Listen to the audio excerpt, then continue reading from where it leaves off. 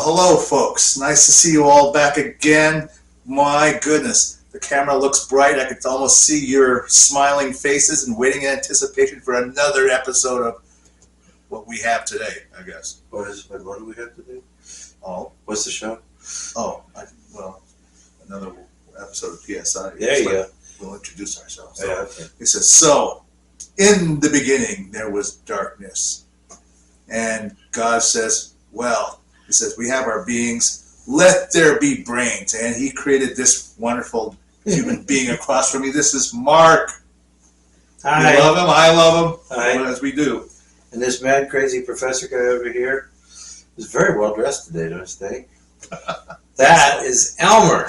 Yes, and we are Marc and Elmer's PSI. Piano Seed Investigation. Yes. So this is going to be episode 32. 32, yes. Imagine that. We've got 31 in the can. Yes. And, you know, and I love to admit this. I think we get better every time we do this. I think it's wonderful.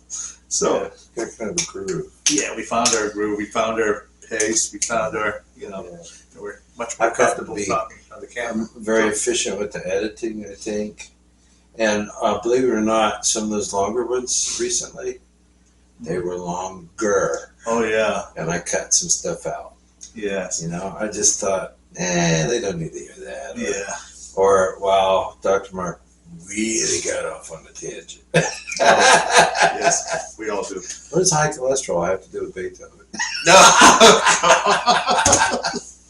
So yeah, we're getting a big show put together. Yes.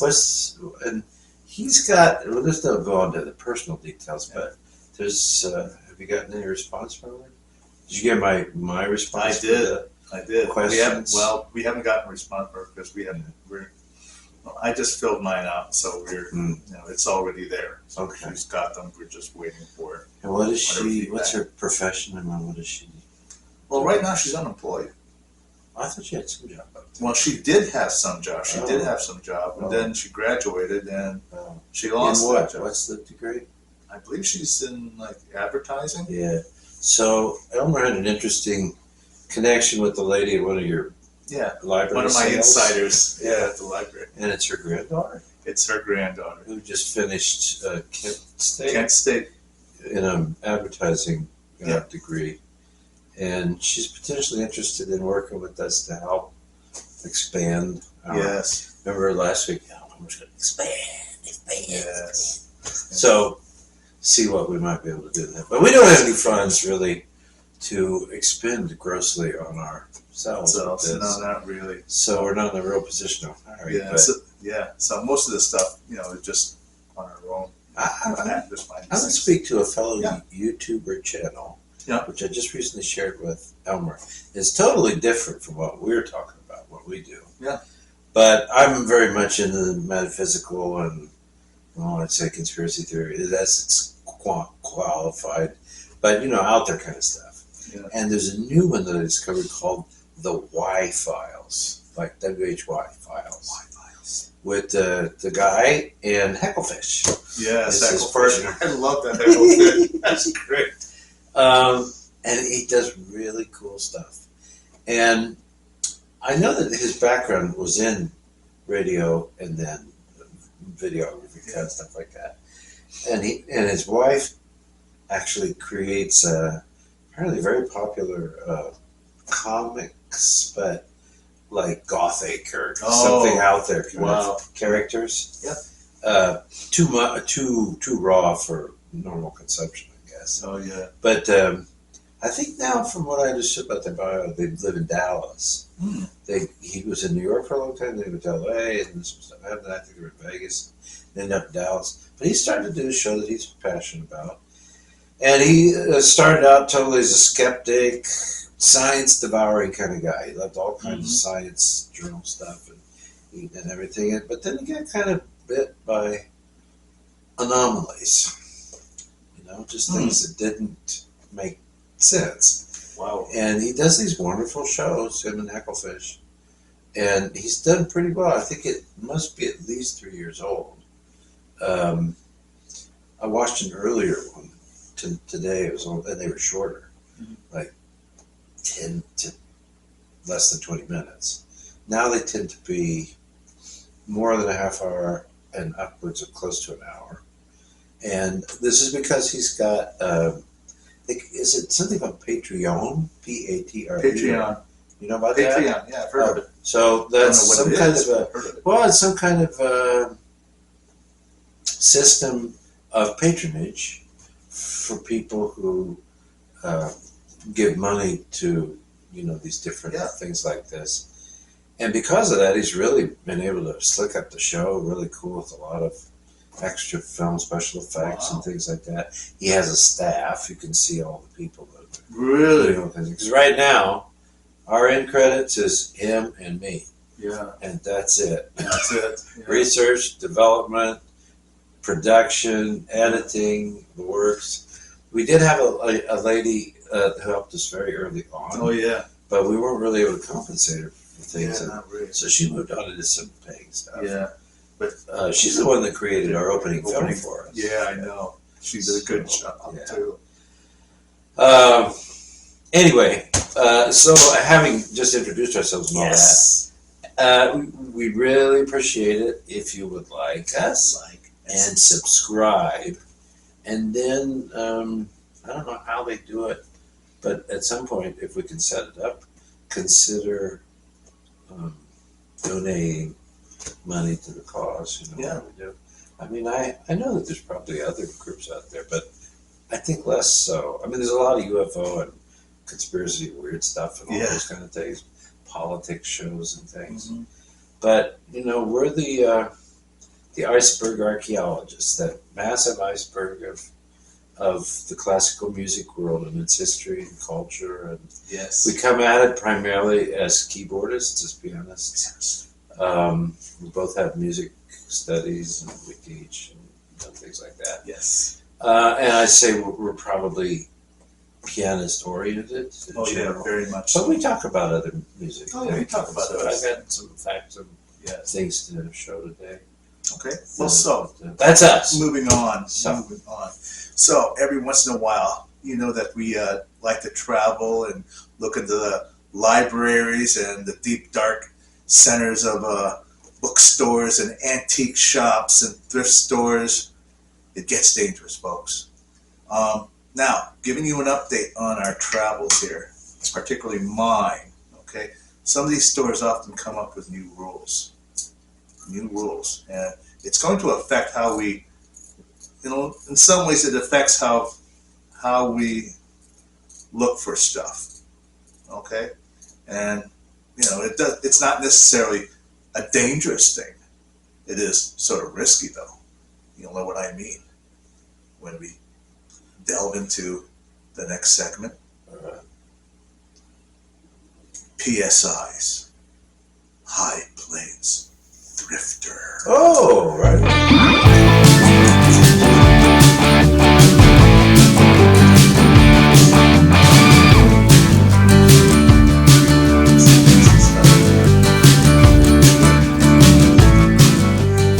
Well, folks, welcome to PSI's High Plains Thrifter.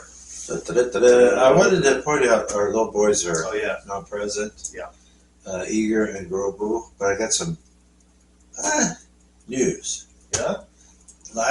They came back about 2 weeks ago from summer camp, and they were in the show. Yeah. Remember? Yeah. They said And last week, they were supposed to go out and enroll in kindergarten. Ah. Well, some developments. One is Igor isn't a U.S. citizen. He's Dmitri's nephew from Novosibirsk. Okay. And his English isn't fabulous. Okay. He's a really sweet little guy, you know. Yeah. He and Grover are just like inseparable. Yeah.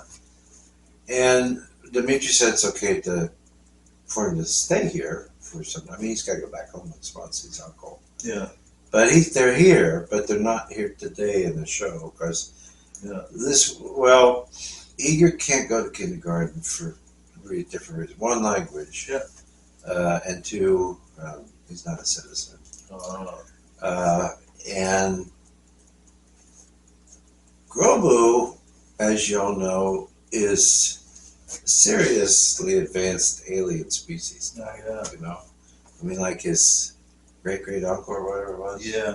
There's somebody in that. Oh, that was Yoda. Yeah. You know, wow. You know. Yeah, that he descended from that. So Grobu took some tests recently, like what do you call them, IQ tests and stuff like that. Yeah. And he tested so high that the people said he shouldn't be going to kindergarten. He should be going to grad school. Oh God! But his social abilities are truly more like at kid age. Yeah. So the solution we come up with is pretty good. Aunt Ara, Aunt Alwa they call her, Vara. Yeah. She's going to homeschool him. Oh. She homeschooled her own boy years ago.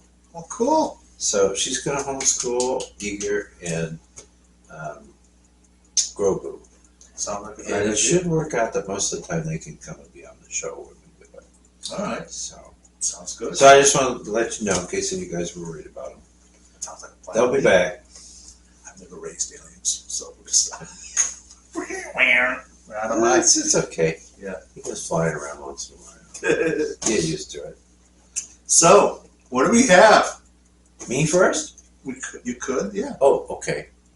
Well, I got a few things. Stuff that we talked about. Okay.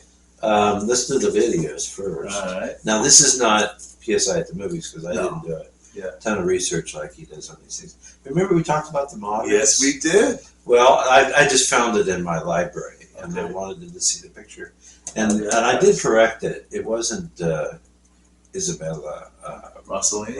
It's Linda Fiorentino. Linda Fiorentino. She's the actress. She is. She's the actress in that. She's gorgeous. But all these famous people in there. This is the movie with Keith Carradine, right? Yeah. And he's an American living in Paris at the beginning of the 20th century. It's kind of a little gritty, kind of a little seedy. Yeah. With all these artists, and they've got French guys in the bars playing jazz, but singing French to it and everything. It's a very atmosphere. It's one of my favorite movies of all time in terms of just bringing history to life. But what the story gets around is that he's a very gifted painter. Wow. But the way he makes money is he makes copies of famous paintings.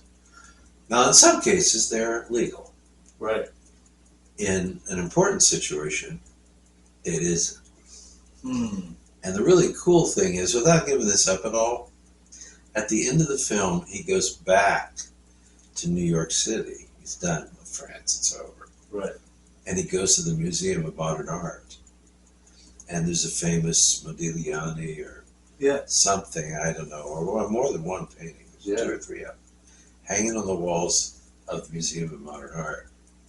And he knows that those are not the originals.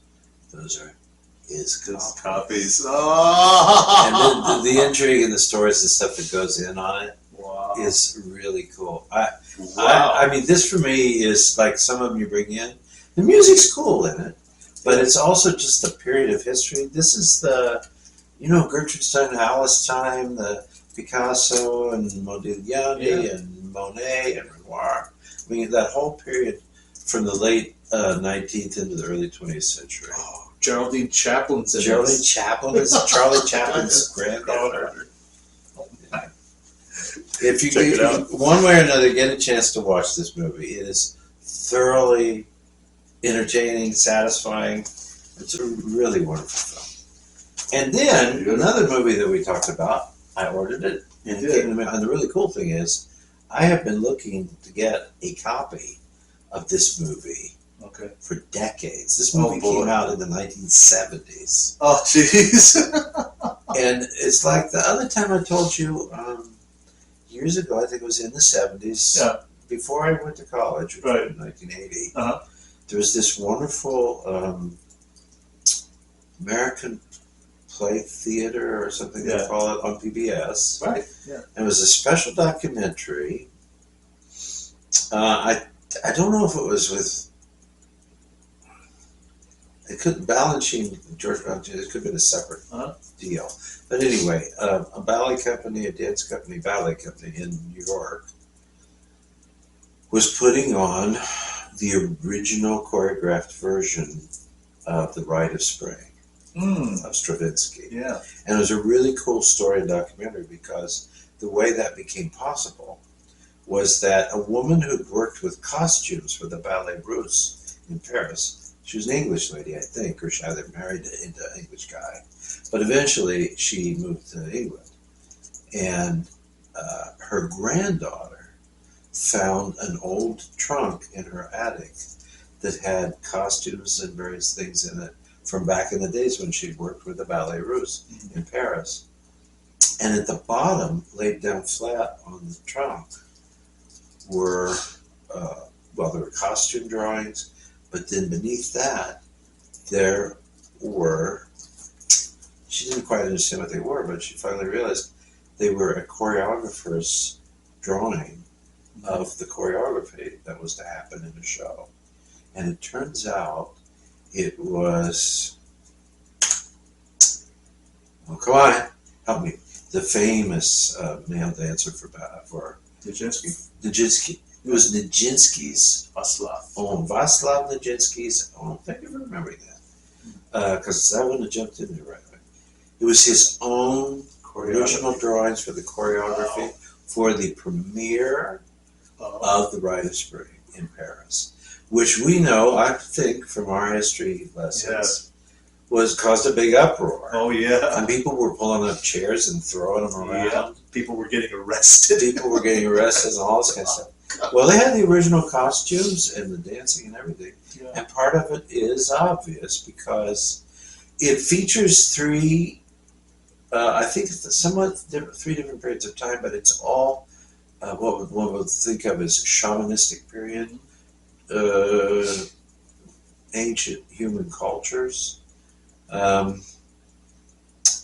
one of them, I think it's the first one, the people appear to be kind of naked. They're not. Yeah, they have these got kind of these flesh body tone suits. suits on. But that was part of the thing, is that when Nijinsky came flying out on stage, and this guy who was playing the same role, pretty looks like he's totally naked except for a little cod piece. Yeah. But with a pretty big piece of cod. Yeah. Oh, boy. But what really blew me away, I mean, the music is viciously rhythmic. Raw. I mean, just incredible. I mean, I love Petrushka, but that's a Russian folk story. It's very colorful, the use of the instruments. It's almost kind of Jewish in a way, some of the way that he treats the music, you know. Yeah. But the Rite of Spring is pure, primitive stuff, you know. Then you add the costumes and you add the dancing to it. Yes. This was no Anna Pavlova stuff. Yeah, yeah. No This is no famous Bolshoi ballet. Yeah, it's not graceful either. Well, I saw a lot of cool things that really moved me back in those days on PBS. And I looked forever as I got older for a copy of it. I figured that, eventually they turned things into videotape you can buy and stuff, and then eventually CDs. Yeah. Now, did you ever see the movie, the Riot at the Riot?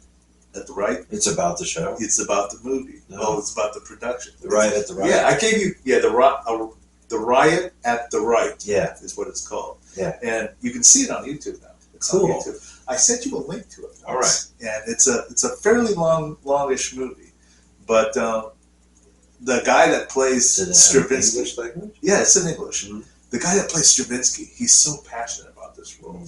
He comes in and he's meeting with Serge Diaghilev, the impresario, and he sits down and he says, "This is the new ballet," and he plays through the entire score on piano. Wow.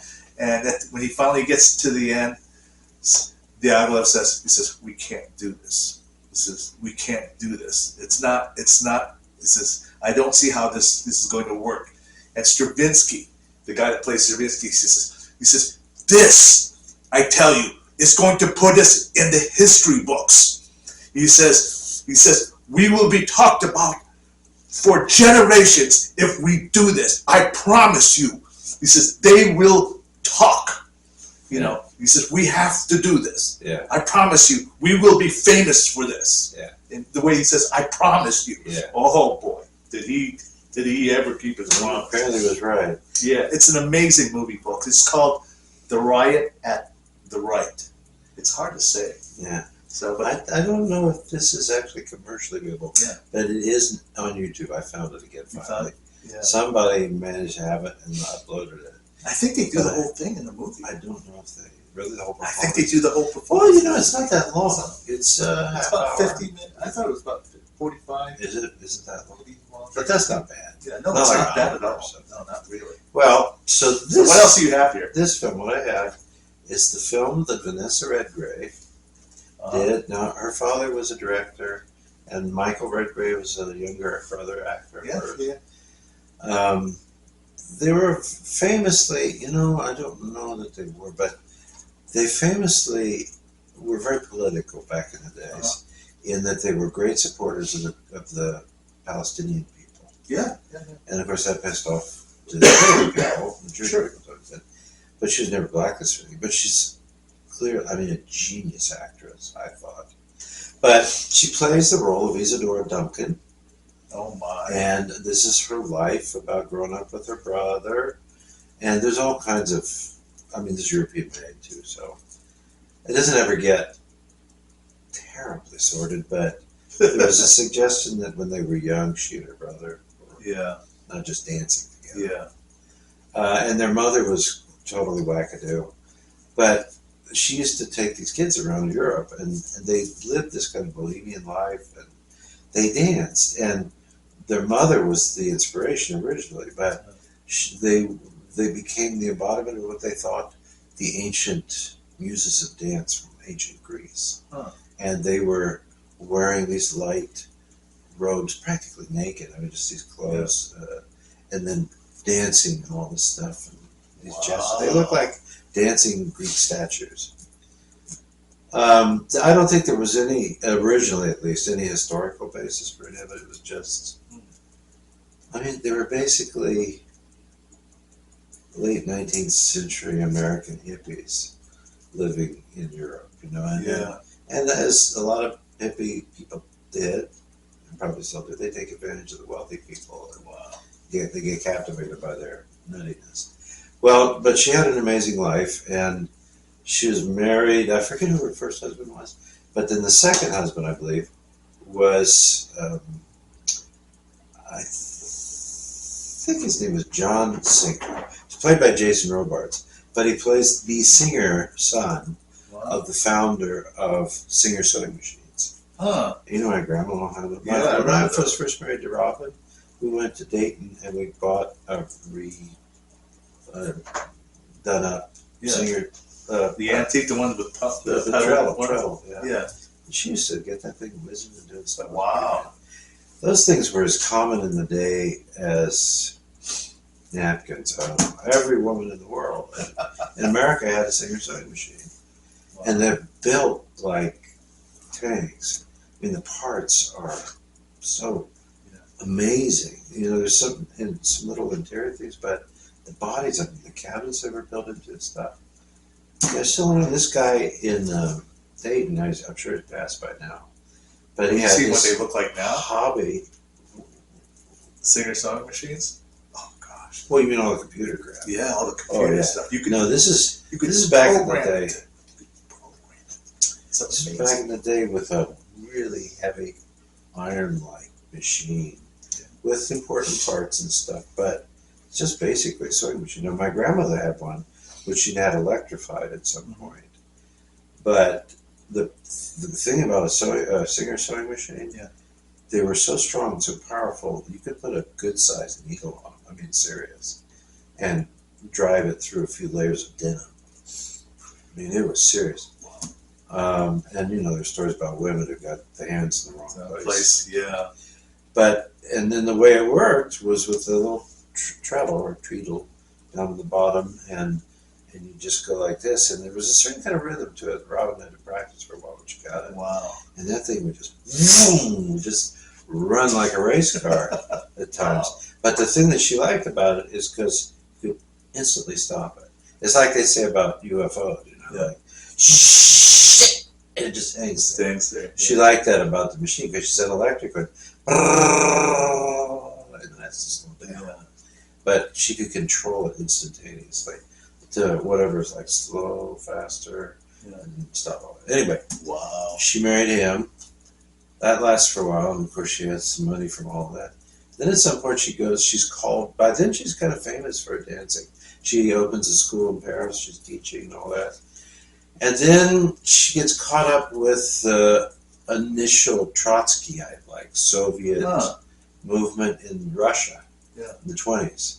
And she goes there, and she marries a Russian poet.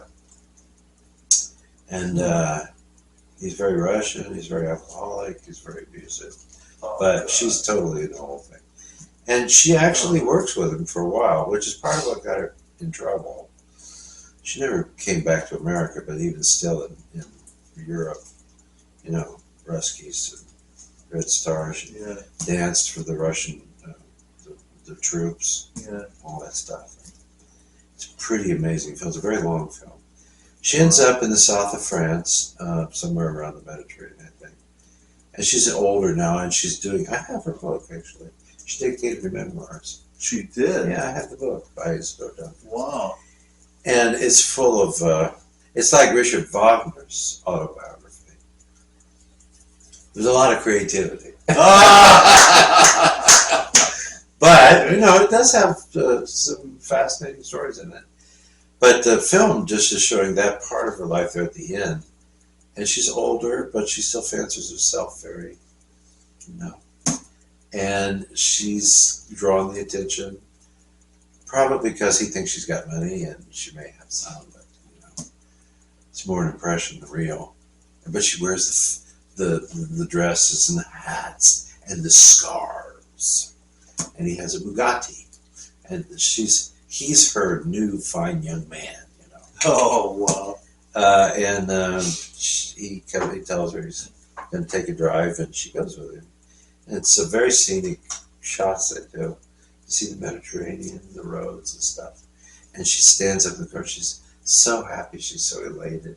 She has this immensely long scarf on. And this is true. This is what happened. The scarf is in the wind, and then at some point it flutters down and gets in the back wheel well of the tire. And very quickly pulls her back down into her seat with such violence, because they were speeding, broke her neck.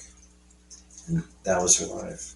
Jeez. But, when I read the reviews from people, it wasn't just me. There's other people saying, I have been waiting my whole life to get a copy of this so I could watch it again. Because I don't know what the reasons were. Sometimes, it's because of copyright or ownership or something. They can't reproduce the stuff like we take for granted nowadays. This took nearly 30 years minimum for it to apparently begin to start to be available. And I got myself a copy of it. Wow. I like the cover. Yeah. My kind of cover. Well, it's not photographic. I mean, it's like painted. I mean, it looks like a painting, right? It's painted. Wow. It's got Jason Robards, importantly, in it as her second husband. Wow, this is gorgeous. Here, folks. I see this in another it's an channel. amazing movie. An amazing performance. And I'm nuts about that period of time, you know? The whole Gertrude Stein, the Impressionists, and all that stuff. From, say, the 1880s through the 1920s in Paris. It was an extraordinary cultural time. And the people that were attracted to the city and that lived there. I have a whole bunch of books by a woman named Mary McAuliffe, an American. She actually has a master's, even a doctorate. And it was about, I think, whether it was about, but she's an amazing historian and writer. I've got a few of her books over there where she writes about different periods of Paris history. And they're magnificent things. Okay, then I have, I can look to the recordings. Oh. So this one here, this is very interesting. I just got it. I haven't even taken it. I guess I didn't take it out last You haven't even. Oh, you did open it. I haven't been able to listen yet. Okay. And it is. Symphonies 1 through 4, and the orchestral sets 1 and 2, and 3 pieces in New England. But it's by 3 different conductors and orchestras, and it's really, I'm very curious, particularly because of one of them. So there's the Los Angeles Philharmonic with Zubin Mehta. Oh, it's all Charles Ives. Charles Ives. Charles Ives, complete orchestral stuff. Complete orchestral stuff. The symphonies and the orchestra sets, so maybe Wow. it's complete, but it's the big stuff. Okay. L.A. Philharmonic with Zubin Mehta, Cleveland Orchestra and Chorus with Christopher Dochnani. Dochnani. But then this gets me. I mean, really interested to hear this. The Academy of St. Martin in the Fields with Neville Mariner. No way! Neville Mariner? Mr. Mozart. Mr. Oh, God. Very nice. Wow. But it's a Decca recording, and I'm really curious about this one. Oh, my. To see what it's like. As you guys know, I'm a new fan, truly for the first time in my life, of the music of Charles Ives. And, well, but I would say played by really masterful, well, played by masters. You know, I've already talked more than once about New York Philharmonic stuff with Leonard Bernstein, and then the performance of the 2-string quartets, 1 and 2, turned me on to the Lydian string quartet, and I've subsequently ordered a few of their recordings. Magnificent ensemble. I think they're based at Amherst, Massachusetts. And then the other one that I got into, because we talked about it, we featured it, and it was based upon when we 3 episodes ago. Yeah, 2 or 3. So when we talked about that Schultz guy, Yeah, Alfred. who created the Vienna Masterworks or Yeah. something like that, and we discovered that there's a lot of creativity Yes. in the artists' names, the ensembles, and all of that. He may have, well, he bought the rights Yeah. to all these older, probably a lot of radio recordings by one particular Viennese radio symphony, which means he could do what he wants with them if he bought the rights. Yeah. But that led us to the Bamberg Symphony Orchestra because, like his genuine, what do you call it, the Southwestern Radio, The South South German orchestra from Prague. that was apparently put together by refugee Germans from Prague, who most likely had started to immigrate at the end of the Second World War. And probably, I mean, 1956 was that was Hungary. Yeah. Czech was 1968, because this orchestra would have figured about that time. Yeah.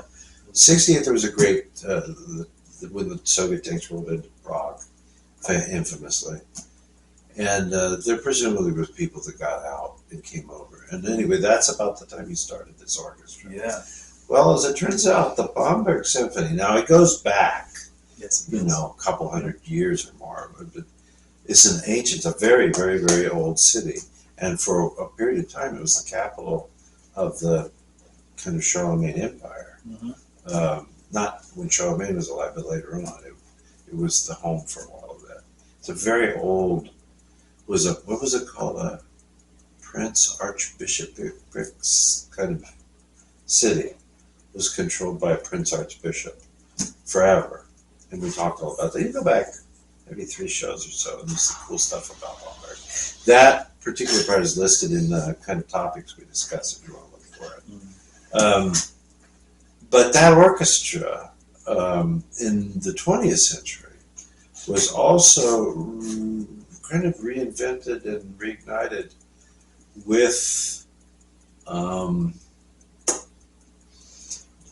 German musicians from, for example, Czechoslovakia and Eastern Europe spilling back into Germany because nobody wanted Germans around. Right. There was, not just all the other people that were homeless or wandering about after the Second World War. A lot of those people on the roads were Germans who had, gone to live in other places in Europe. And then people, for various reasons, certain obvious ones, didn't want them around anymore. Yeah. And they were forced out. They were refugees as well. And then very quickly, the Soviet Union kind of locked things down on their side. Mm-hmm. And we got what was called the Iron Curtain. And people wanted to get the hell out of Dodge as fast as possible. Well, Bamberg, where it lays, actually, is like Vienna, where it's sticking out there, that little bulb, with its nose right out there under Eastern Europe. Bamberg is just on the off over the border from the old Czechoslovakia. And the orchestra got started that way, but it was a very interesting city, and I personally had some. I've traveled there a few times, saw it. I talked about it in that show. Yeah,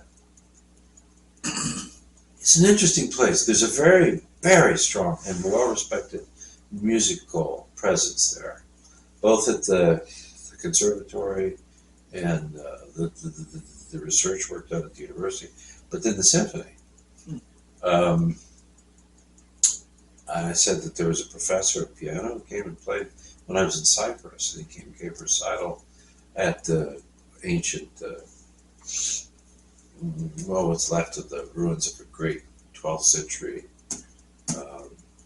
church and things. They use it for concert space here in northern Cyprus.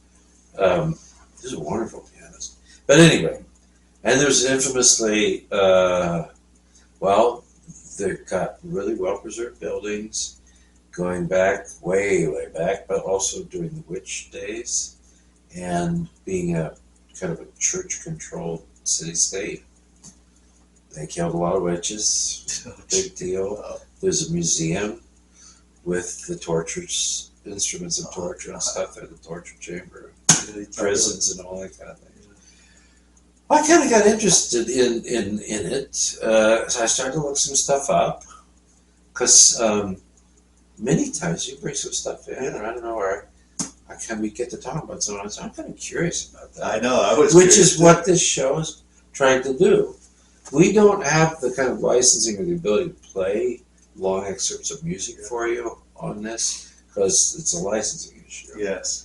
So we talk about stuff, and then hopefully and I've tried to put information up, so that might lead you to maybe do some more research on your own.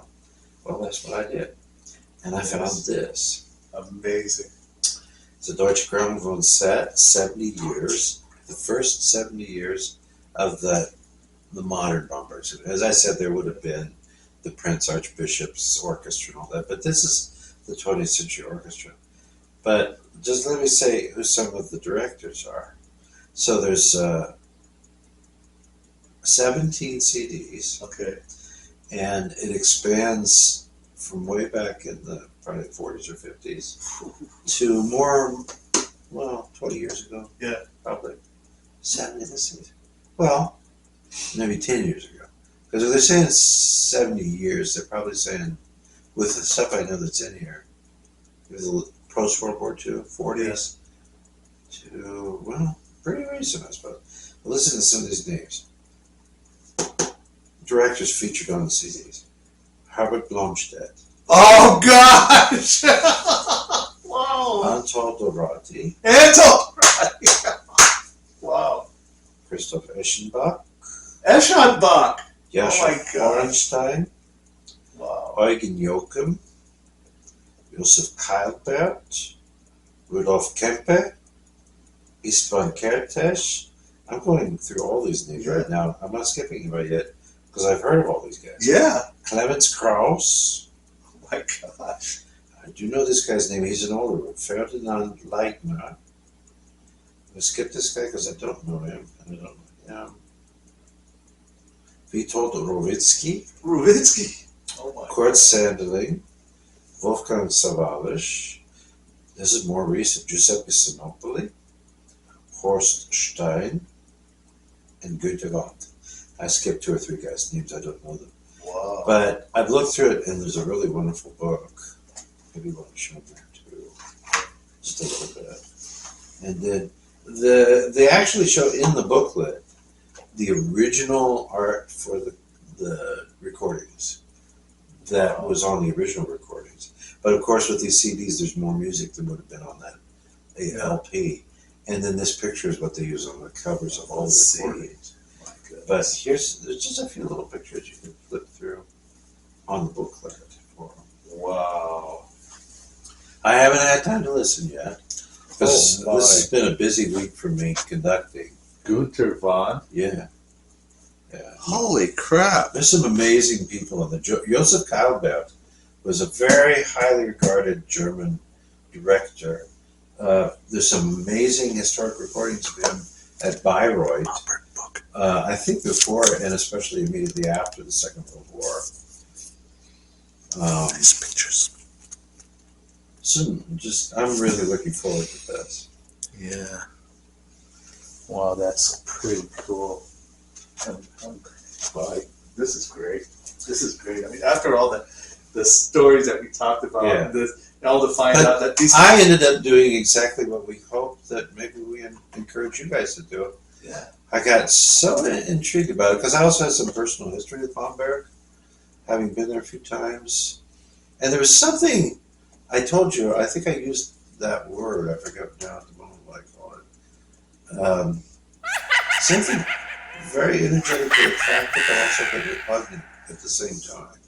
And I think there's a dark history there for a period of time, and maybe quite a ways back, because this goes back into the days of the Holy Roman Empire.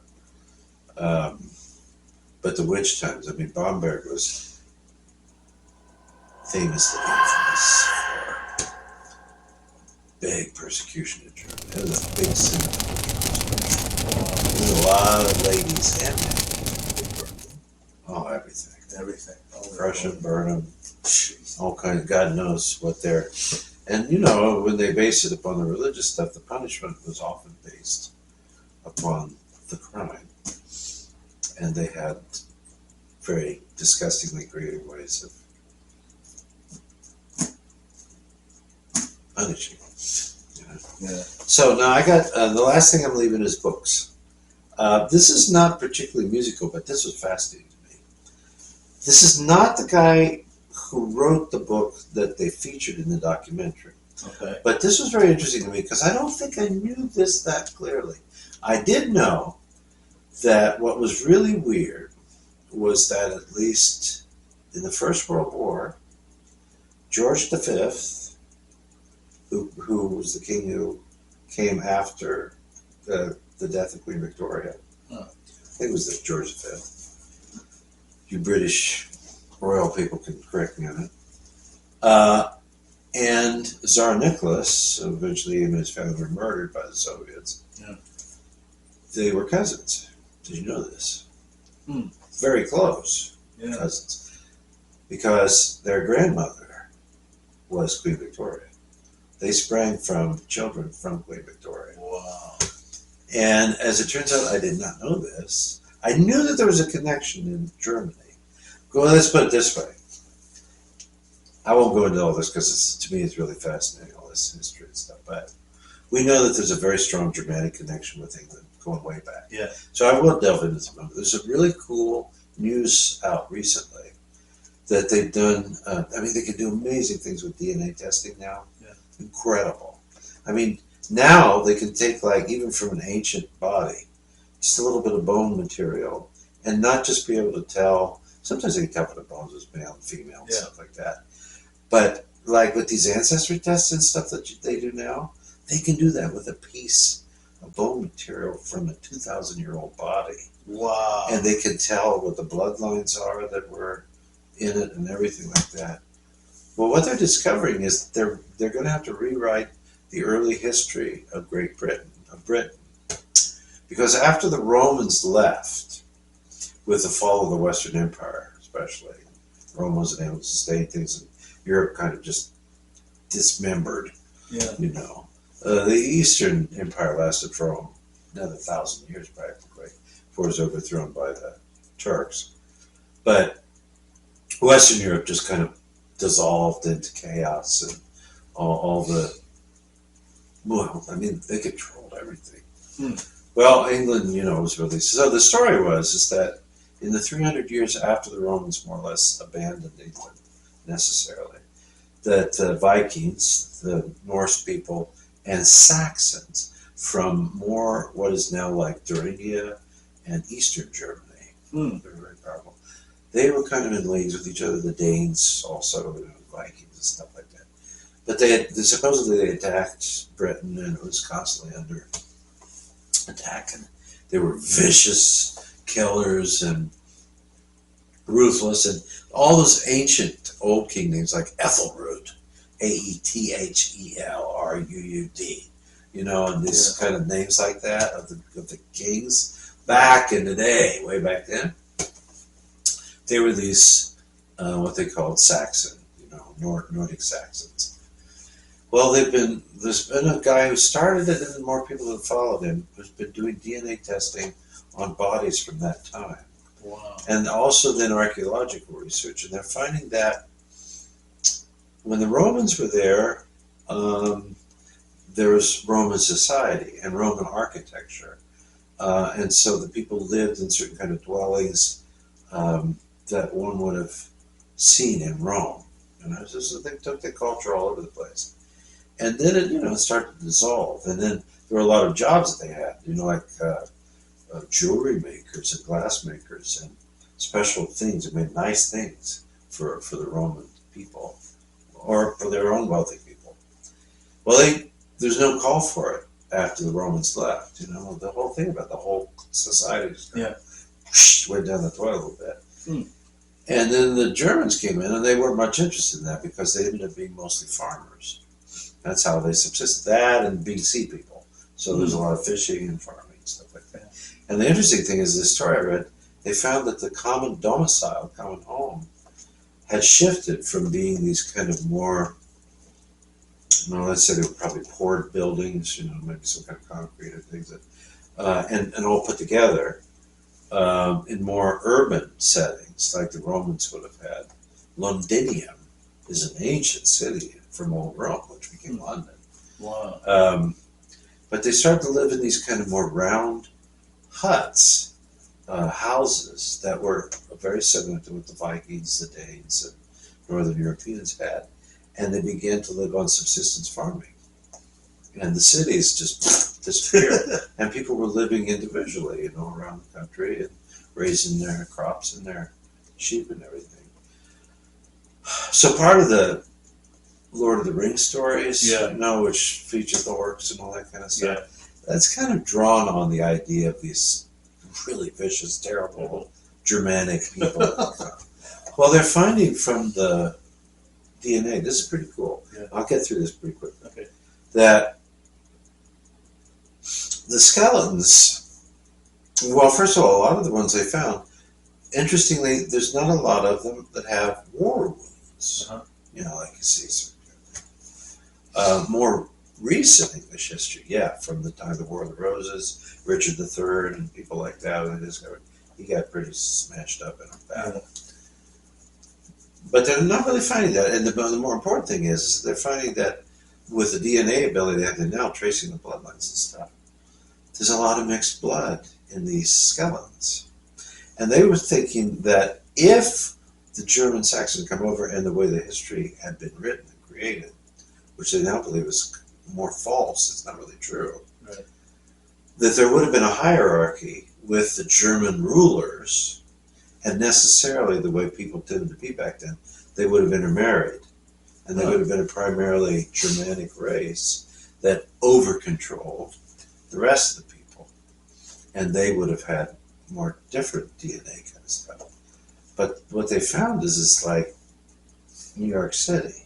Wow. I mean, you got all different colors, all different backgrounds, all different countries, and they're just a real hodgepodge of DNA backgrounds. And they're suggesting then that the German invasion wasn't really an invasion. They just showed up on the shores, introduced themselves, people made friends. They had certain skills that could have been very helpful to the people who had been living like Romans.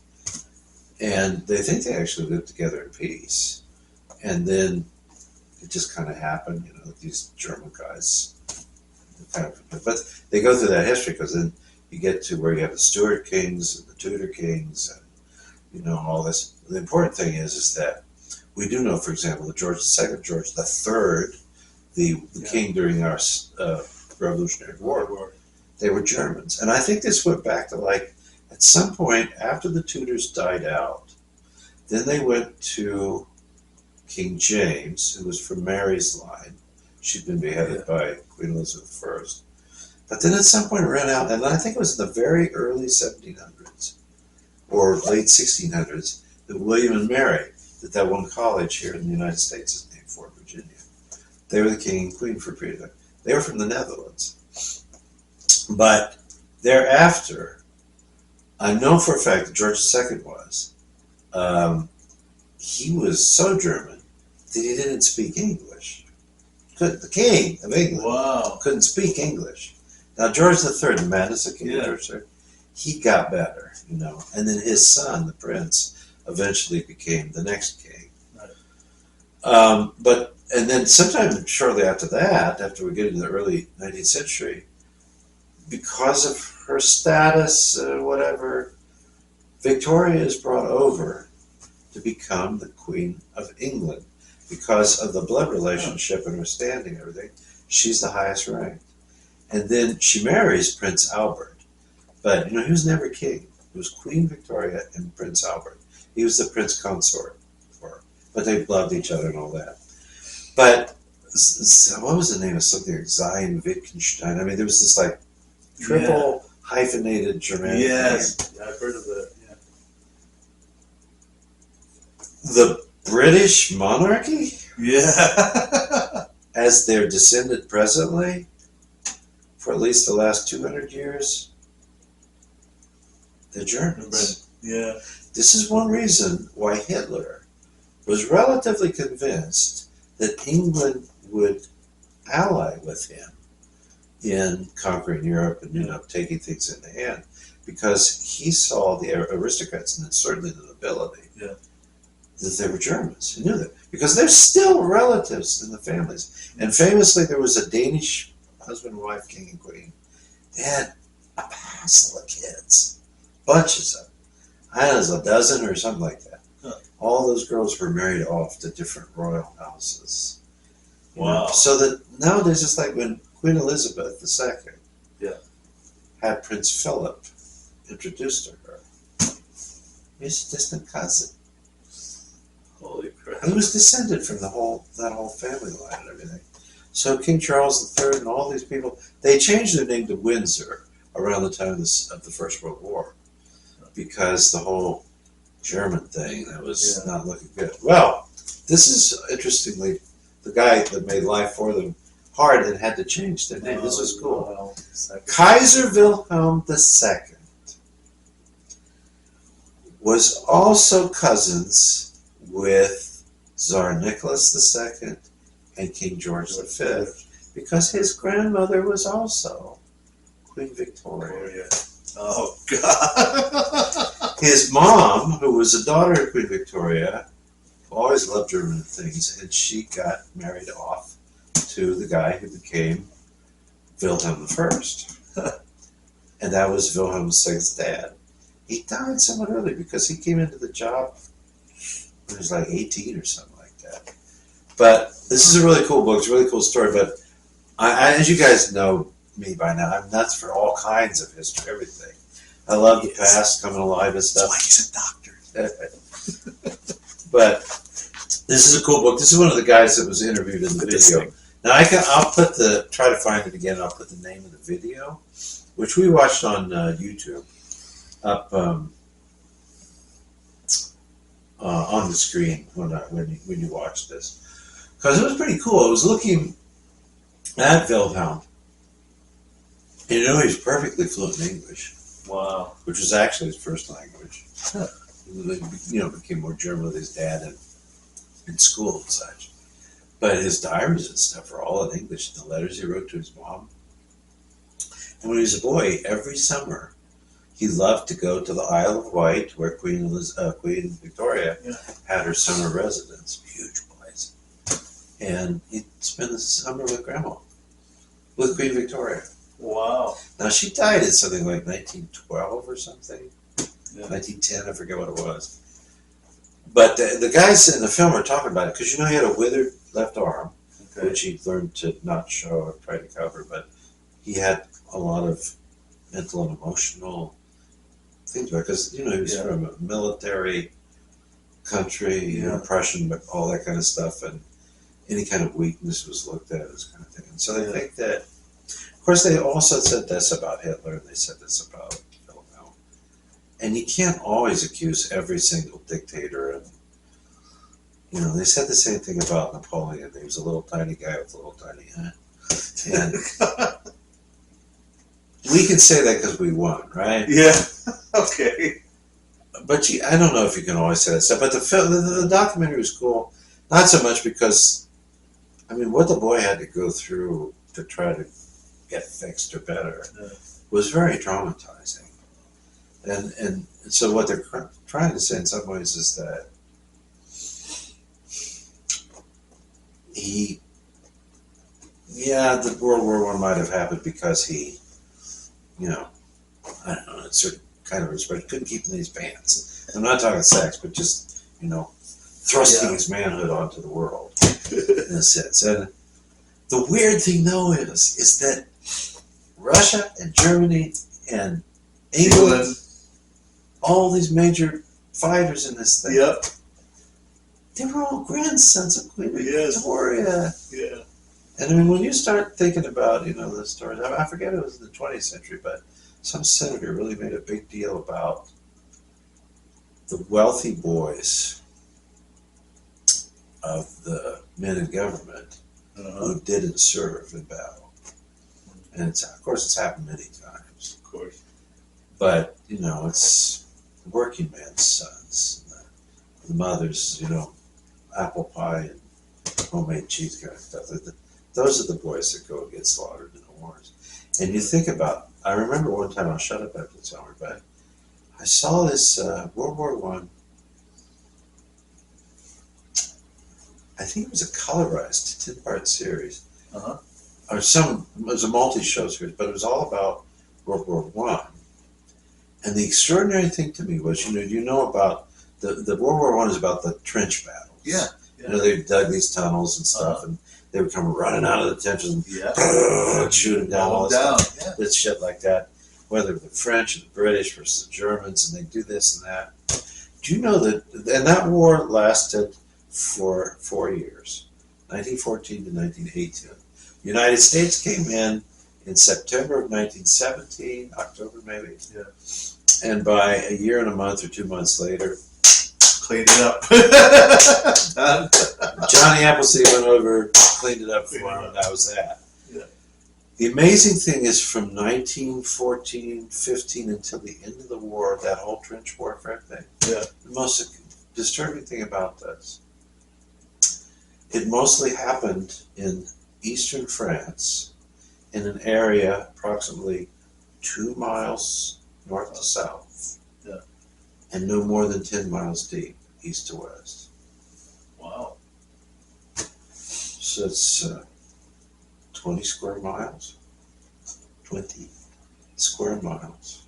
Jeez. and That's tens a lot. of thousands of men. No, millions. I mean, at the end of the First World War, conservative estimates was 50 million people.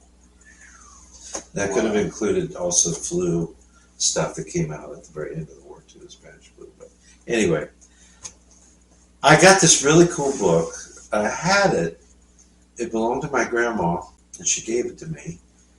And I think it got donated from my library when I lived in Japan to the university, but I lost it. Wow. And it was really cool because it's a big, oversized book. Kind of like it's right there, that blue one. Underneath Rubenstein down there. This one? On the very bottom. Wow. Get out. I found a copy on eBay at one point. That's heavy stuff. That is heavy stuff. That's Holy shit. That's Rubenstein. Yeah, I know. Boy, you really dug this one up. There it is. Yeah. I managed to find another copy of this. Oh my. This one's actually in a bit better shape than mine even was. But see what it's called? Yeah, it's Collier's Photographic History of the European War. It wasn't even World War One. World War One became World War One once we got into World War Two. But this is an accounting from the first year of the European War by Collier's Photography. And they're extraordinary black and white pictures. Starts out at the beginning with photographs of all of the great leaders of all the different countries and everything. Wow. And then it moves its way through really terrifying on battlefield kind of pictorial records of everything. It's an amazing book. I used to look at this at my grandma's house, and then I inherited it. And I think my copy ended up in a Japanese library. But I found another one and I bought it so I could have it. Because this is what, I think it was growing up with my grandma and Grandpa Jenkins that stimulated my passion for history and knowing things in the past. Because my grandparents would tell me about their lives and the way things were. And, you know, being a boy growing up in the 60s, their experience from the Depression and back. Grandma and Grandpa, he was born in 1897 when Brahms died. Wow. And Grandma was born 3 years later in 1900. Just the stories that they told, and they were Depression people. They were doing okay. They did okay, as most Americans would have done in the early to mid 20th century. But they kept things. You know, they weren't hoarders or nothing. But my gosh, after Grandma and Grandpa died, I went into the house and started to go through everything, you know, for my mom and figure out what to keep and what to not keep. This little 3-bedroom or 2-bedroom and a den house they had. Oh my God, as I got into the closets and stuff, it was densely packed.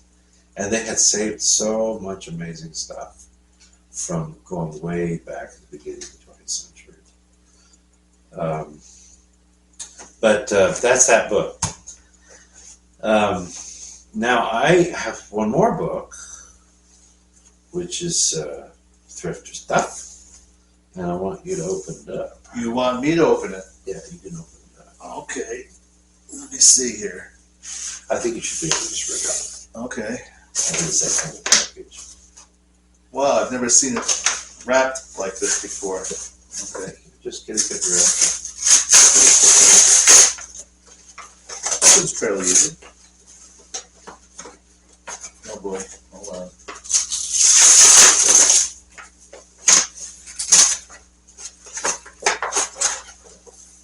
Oh my, you got another one? Can I see it? Just for a second. Sure, here. That's an old one. Oh, Oops. ooh, bookmark. This is it. Wow. Do good. Yes, this Buy is books. Do good, buy It. books. This is it. Cool. Yeah, I'm just opening it Okay. for the first time. From Christian College Library, Columbia, Missouri. Nice. Merry Christmas. You're giving this to me? Oh, It's by Mark. the same guy, isn't it? What's the I- author's name? Let me see the author. Oh. Dedicated to Elizabeth.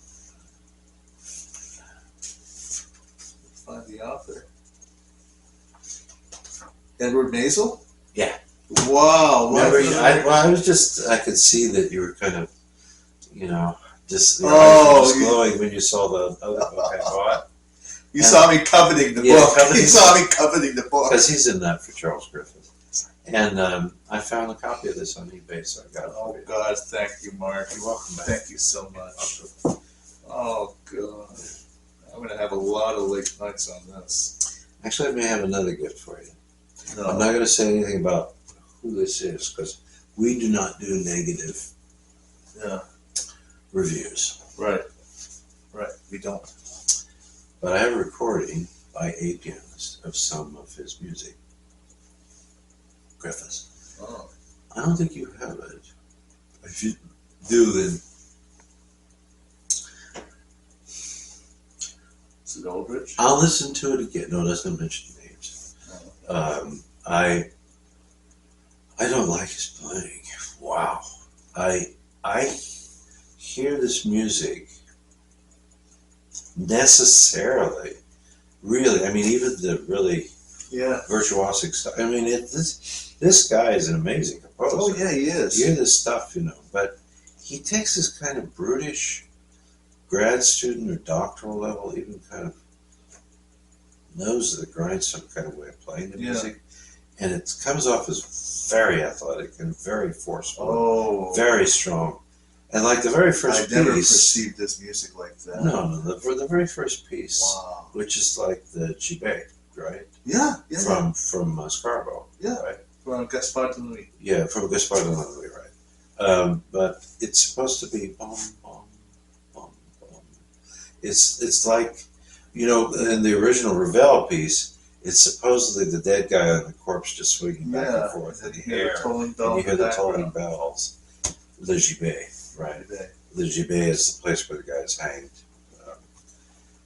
This clearly, I think, has that kind of influence in the first piece. But he plays it so metronomically. There's nothing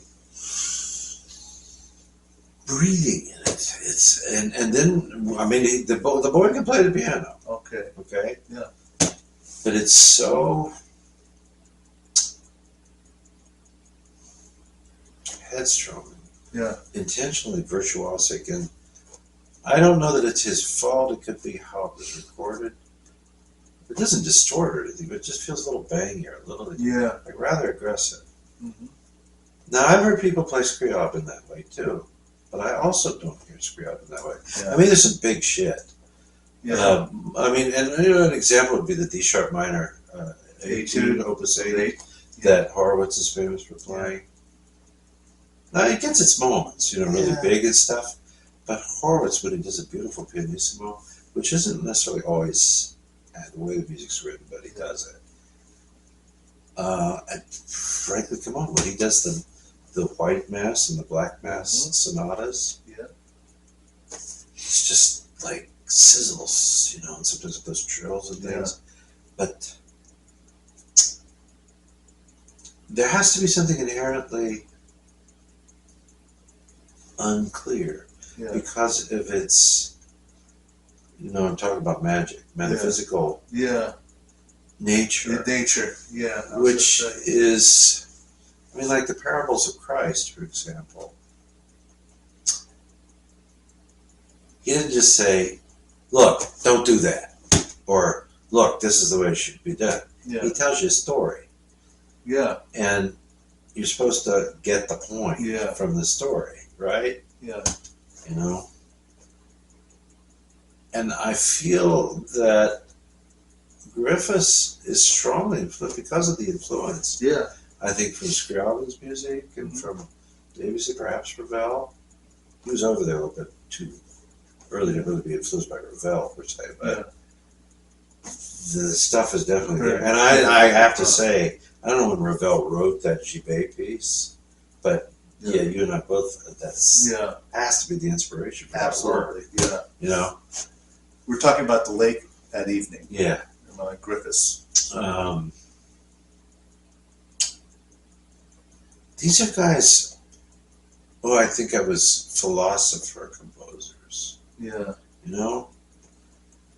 Because, I mean, come on. what was the name? I don't remember the name, but the great work that Scriabin had planned, which never happened, which was to be the great massive symphonic. Yeah. Something like It Pink was. Floyd, the Great Wall kind Yeah. of concert. I know exactly what you're What talking Scriabin about. was envisioning Yeah. was a monster rock concert. Yes, that's what it was. Because Yeah. there were going to be hot That's air right. balloons, Yes. dirigibles, Colors. with gongs and bells hanging from them that they would play over this Tibetan valley Yeah. with the symphonic music Yeah. and fireworks and colored lights. And Yes, all it was that going to be. stuff. It was supposed to change.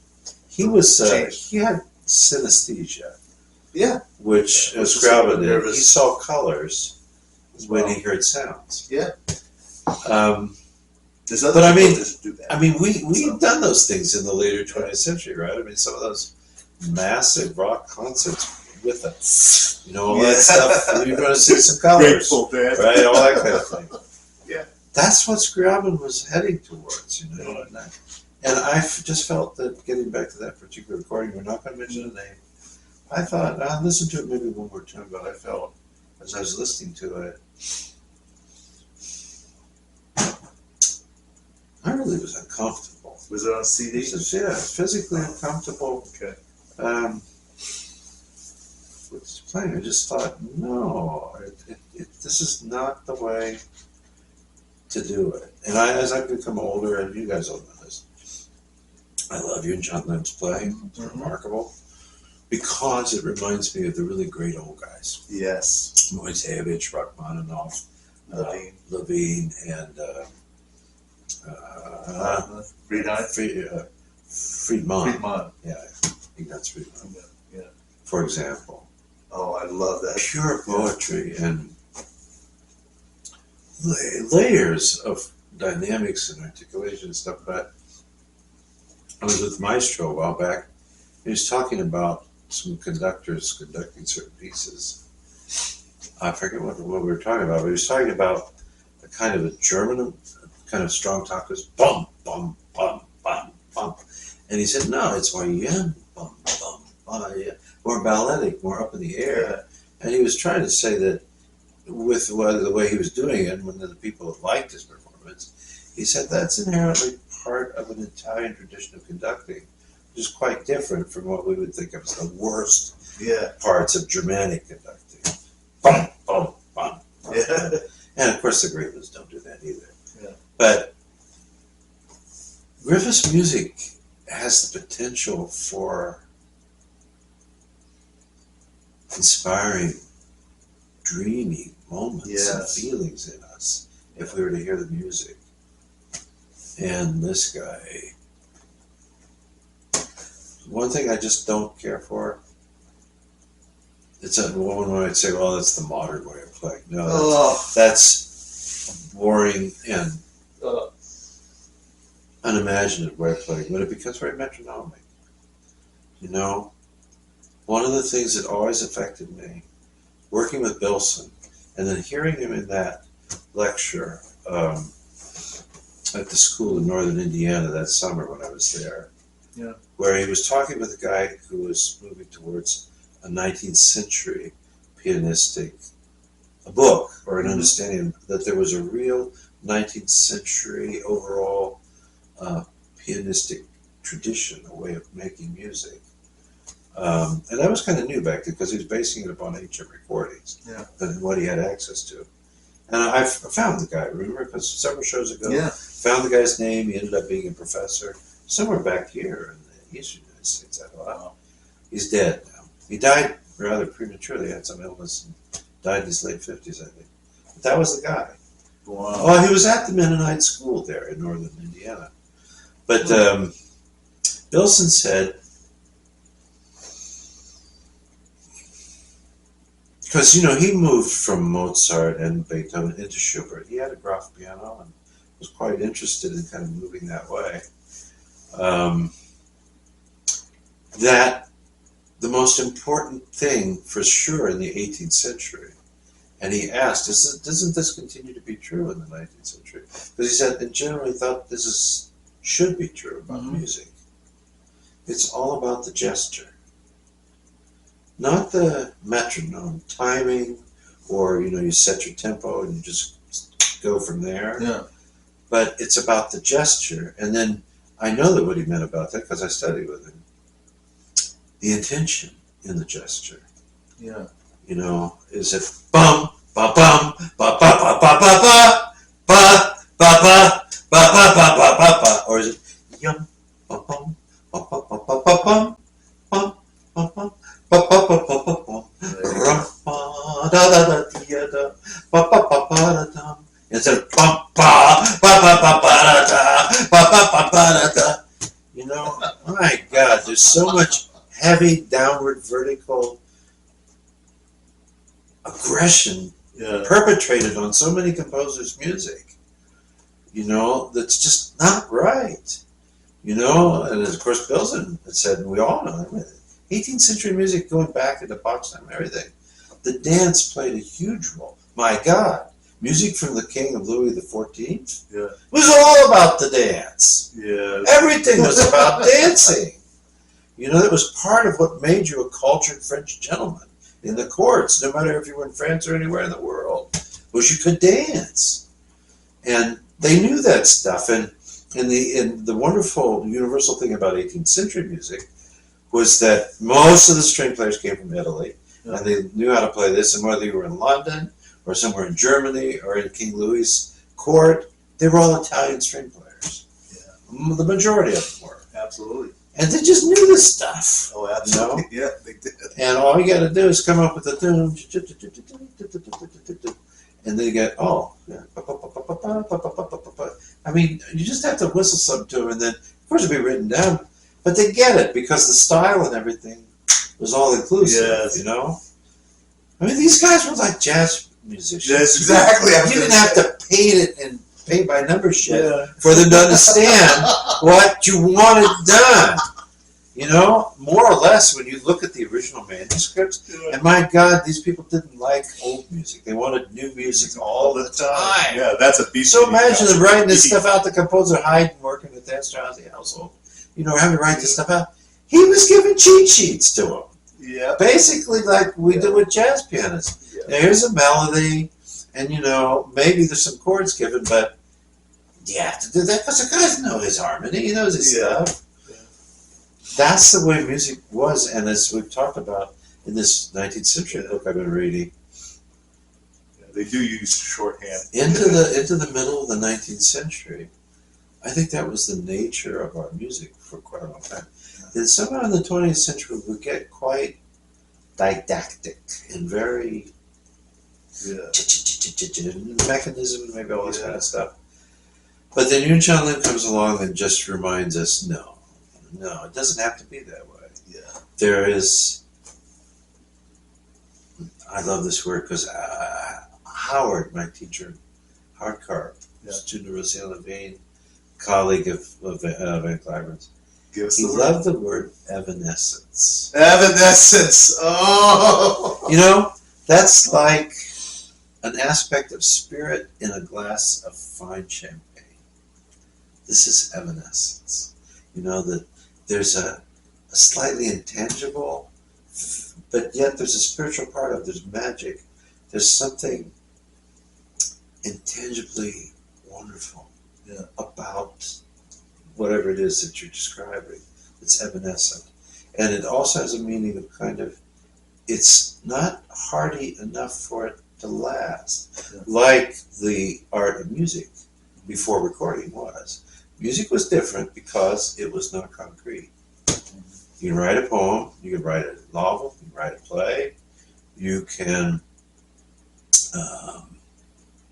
make a painting, make a sculpture. Now, in a sense, you can write music down on the page. Now, one might argue that you can write the poem, you can write the play and everything, but you can read it silently in your mind. It doesn't have to be spoken out loud. It doesn't have to be acted. You can still understand what it is. One might say, he and I, we can look at a score. Oh, yeah. We can see what's going on. We can hear it and so forth. Oh, yeah. But a very small number of people are musically trained to be able to do that compared to people who know how to read. Yeah. All right. Yeah. So music was always the thing that had to be brought to life so that people could experience. And then before recording days, the music was made, and as it was being made, it was gone. You couldn't go back to the painting and look at that character again, or look at the background of the painting relative to the perspective. You experienced it in the now. It's a very Taoist kind of art. Yeah. It just happens and it's done. It's over. It's gone. And then the cool thing about it was there was, especially with the idea that I think it's true that environment, audience, your mood.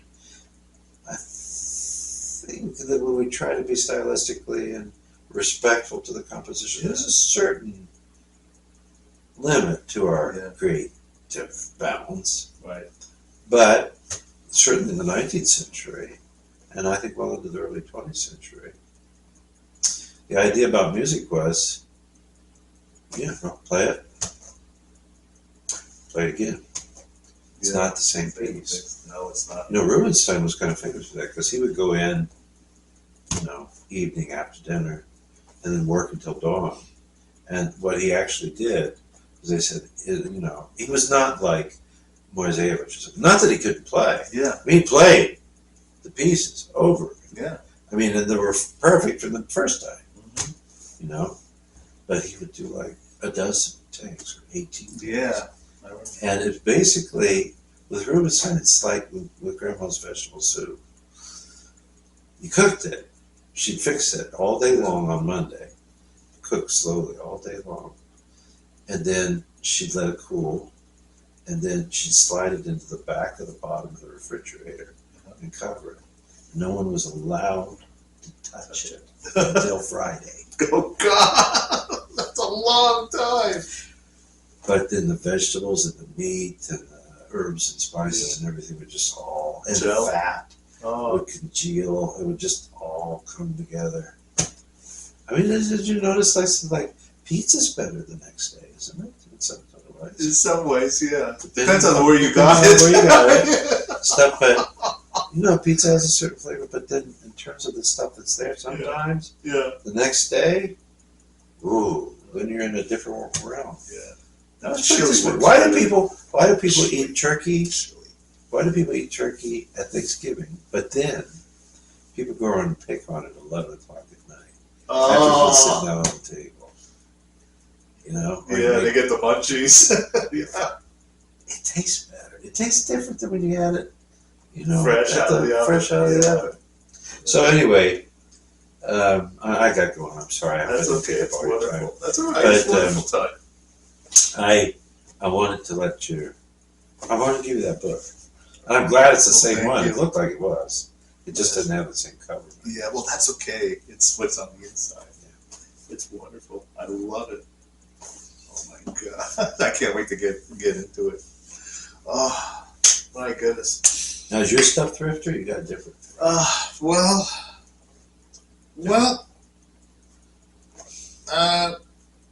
can we introduce another segment for real quick? Yeah. Okay. All right. So we're done with thrifter. Yeah, we're done with thrifter for right now. So, folks, growing up, being I didn't always, deciding to be a pianist was not a spur of the thing moment.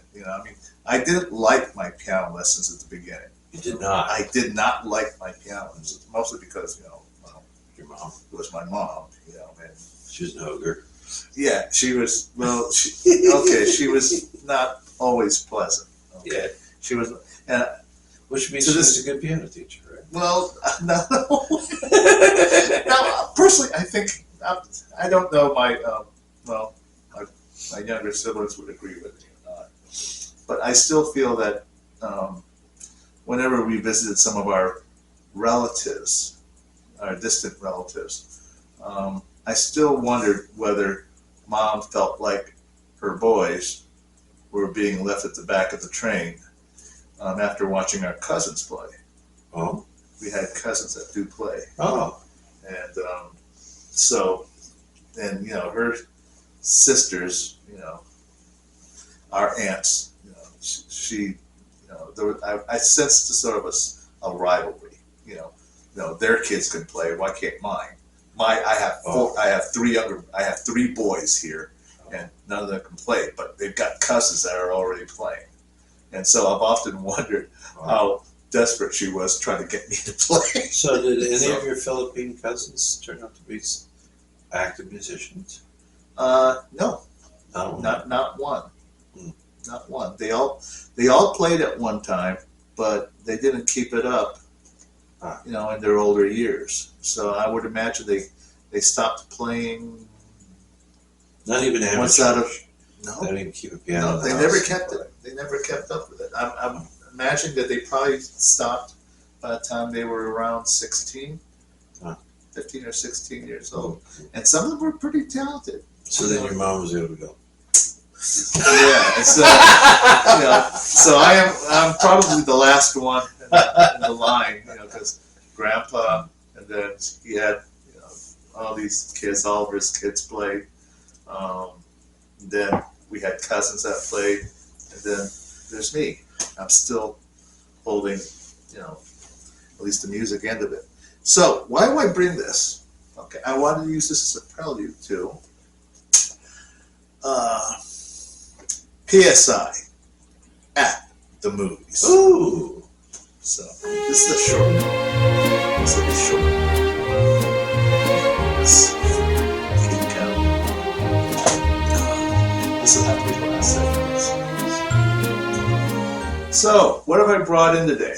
I used that as a prelude to the movie I'm about to present here.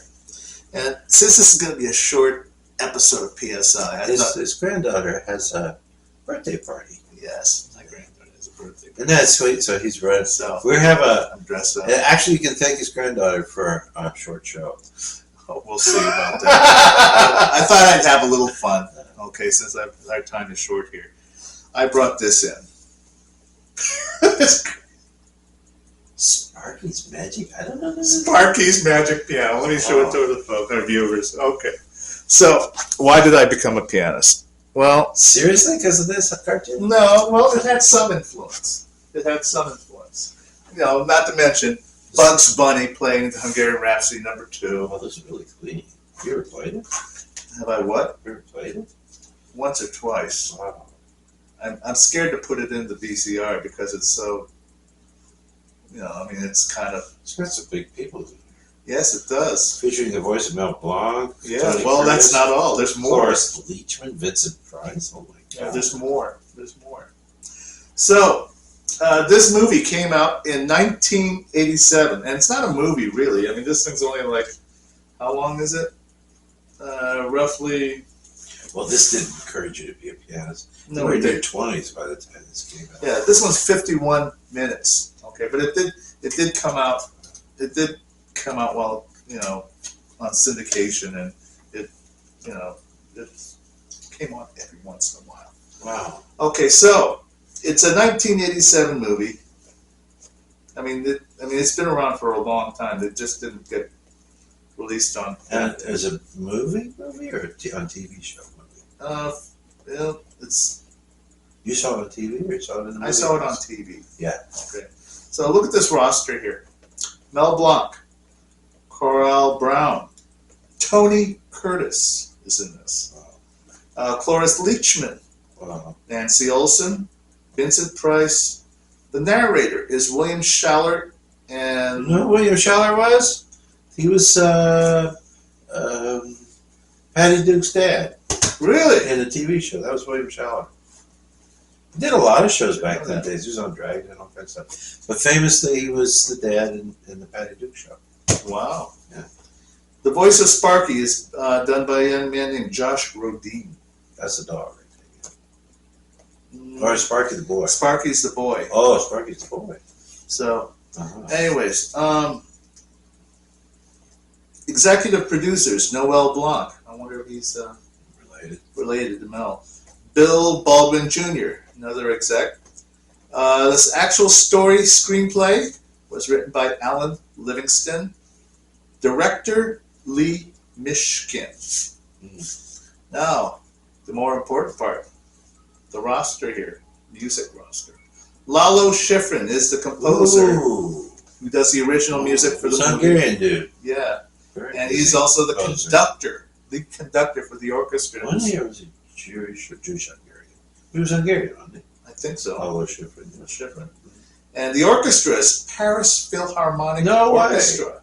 That's what it says. Well, that's not the Paris Symphony, but again, Paris Philharmonic yeah, Orchestra. because there's a Boston Philharmonic, but that's not the Boston Boston Symphony. Symphony. But they're a good orchestra. Oh yeah, they're very good. And the pianist in this movie is, well, one of my favorite pianists, Leonard Pinario. No way. Yes, it is. And so you're treated to a bunch of Leonard Pinario excerpts in this video. Wow. But no, this was not the only influence. I mean, there was also Bugs Bunny. There was also Tom and Jerry. Of course. Tom and Jerry. And Tom and Jerry doing lists and stuff. Yeah, Like or the There's Strauss. some great. Yeah, there was some great stuff. Yeah, plus, there's other movies that, were a big influence. I tell you, watching Cornel Wilde play Chopin in the Song to Remember, I had that heroic polonaise singing in my head for almost a month. Yeah. It was the first time I was ever introduced to that work, was watching that movie. And, and I, the credits kept coming up this way. Yeah. And who could, and, back then it was just a movie that I saw on television, and you couldn't rewind or pause, back then. I think we had something in us where we were definitely moved by the music. Yeah, absolutely. But I also do remember some of those old movies. Yeah. The pianist guys, they were, from my point of view, hot, attractive, devil may care. Yeah. They had like this magic power about them, and the girls would swoon. Absolutely. I want to do that. Yes. Now I was too stupid to realize that if I took a guitar, but the guitar. then I could have been a rock star, and I could have had thousands of people. Yeah. But instead I was a concert pianist, and I had several handfuls of it. Now, the one movie that sealed my final decision was The Competition. Oh. Richard Dreyfuss and Amy Irving. Irving. That was the one that pretty much sealed my fate right there. You're going to be a pianist. We're going to do this. So we have so got to do this. I mean, hearing all those pieces and all those concertos in one movie, Yeah. I was like, boy, that's pretty You cool. think that we should talk about that film sometime. You probably own it. Yeah, I brought it in. Did you? We I talked did. about it one Yeah, time? I think it was like these shows. Yeah, it's up there. It's up there. All right. It's on either episode 3 or 4. So did you decide that it was pretty believable? What, that movie? Yeah. No, Competition. not really. I mean, did it describe the competition life? No, not really. Well, I don't. It was more of a. They brought. All right. Let's all admit this, okay? All the professionals out there, the classical pianists. You know who my boys and girls are out there, right? Okay, we're not normal people. We're not. We obsess over little details in our music, our scores, and we obsess over little technical things, and we're not normal, okay? And what I didn't like about the movie, The Competition, was they normalized all these people, the pianists. They're not normal people. They're not supposed to be. Yeah. And so relationships, they're distinctly different from your average people who work 9-to-5 jobs, either working in an office or waiting tables. It's not something where I've never been comfortable with it. I haven't. I mean, ever since I was all through high school and college, having to deal with the opposite sex, I was not comfortable with it. Really? No, I've never been comfortable. It took me a while. It's, I've had girlfriends, but, and every single time, it didn't last much more than 1 or 2 months. That was it. I got lucky Maybe because less. my first great love was my first great love, and we got married. Rob and I were both virgins back in those days when we got married. and we were together for about 15 years. It was a very good relationship. I think it was very equanimous in general, but we kind of just grew apart as we got older. And I kind of got philosophical about it when I see that, at least in American places. There's no way, as you move along in life, you remain the same person you were when you were younger. No, I don't. I mean, sometimes it's a profound change. So we went our own ways, but I got better at it. Oh, good for you. Well, folks, you have any aspiring young musicians or want to influence? Sparky's Magic Piano. Okay, I mean, if anything, the music's wonderful. You got first-class musicians, even the first-class cast. The major voices. Very difficult movie to find. Sparky's Magic Piano. If you can find it, and you're into classical piano, grab it. It's anything. It's quite humorous. And as much thinking, we pianists do. I don't know who said it, but I think it might have been Albert Einstein who once said that he finds frivolous things to be the candy for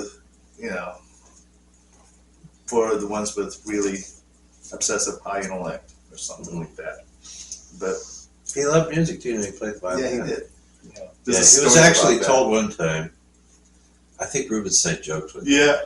He and Rubinstein played together at somebody's house. Yeah. And Rubinstein, in a very joking and very respectful way, to Albert Einstein said, "Don't give up your day job." Okay, well, folks, we will have to conclude PSI for today. Imagine that. Yeah. We've done a couple short ones before. Yeah, we did. But this was this one's an hour and a half. So That's good. it's pretty good. Yeah. So, but I'm sorry. Was it good for you? Oh, it was wonderful. I love listening to you talk. It was a wonderful history lesson here. And you brought in some movies here. The Bamberg Symphony. Oh, my God. Yeah. I can't wait to hear you've got to listen to it and tell me what you think. Oh, I could love So, but it. anyways, folks, like and subscribe to our show. PSI, Marc Elmer's PSI, Piano Scenes Investigations. We're always chipping away at that iceberg, looking for brand new stuff. Past. The history. It's part of the secrets of what's going to be holding, up in the future. Really, you don't know where. How do you know where you? Well, I can't remember who said it. I think it might have been Laurence Olivier, and the Neil Diamond movie, that the jazz singer, where he says, "How do you know where you're going unless you know where you come from?" That's what he says. Yeah. And it's really true. Yeah. So, anyways, like and subscribe. This is I'm Mark. Mark. This is Elmer. Elmer. And we are PSI. Piano Scene Investigations. Bye, folks. See you, everybody. Later.